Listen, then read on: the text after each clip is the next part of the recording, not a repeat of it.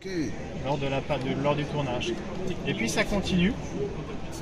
On va amener maintenant ici des effets un peu plus francs de flammes, Ouais. de flamèches, etc., qui sont filmés vraiment à plat, qui ne bougent absolument pas.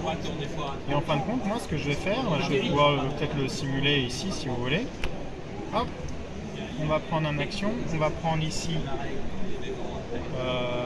un bout de flamme, par exemple, là, comme ceci. Là, le monsieur, il travaille à la tablette, hein. Il n'y a plus de souris. Ah non, c'est fini, ça. Non, c'est beaucoup plus facile, effectivement, de travailler sur la tablette. D'accord. Et ça va plus vite, hein, en même temps. Hein. Ouais. Et donc là, j'arrive dans un outil. Donc, j'ai rajouté un petit outil qui s'appelle Action, qui permet vraiment de tout compositer, de prendre tous les layers. Je peux faire indépendamment sur les layers des différentes options, des différentes opérations, comme on a vu, colorimétrie et tout. Et puis là, je commence à compositer réellement. Donc, c'est-à-dire, je vais prendre cette image ici, je vais peut-être l'ajouter dans un mode de fusion pour qu'on puisse un petit peu voir un peu ce qui se passe, par exemple, un peu comme ça. Et puis cette image-là, je vais pouvoir la repositionner comme je veux, ici, comme ceci. Ah ouais.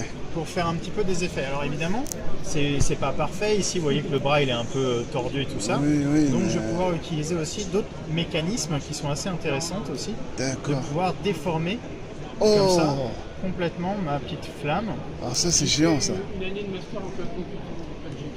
Là c'est l'espèce de Photoshop vidéo quoi. Ah ouais, exactement. D'accord. Après ça se fait, hein.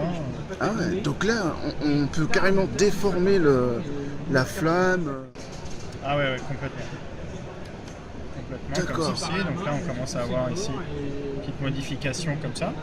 Ok. Voilà, donc ça c'est quelque chose que je peux faire manuellement, mais c'est aussi quelque chose que je peux faire en traquant aussi. Je peux dire au Flame d'automatiquement de me calculer un peu le déplacement, par exemple de mon épaule, etc. Donc je peux faire ça assez facilement.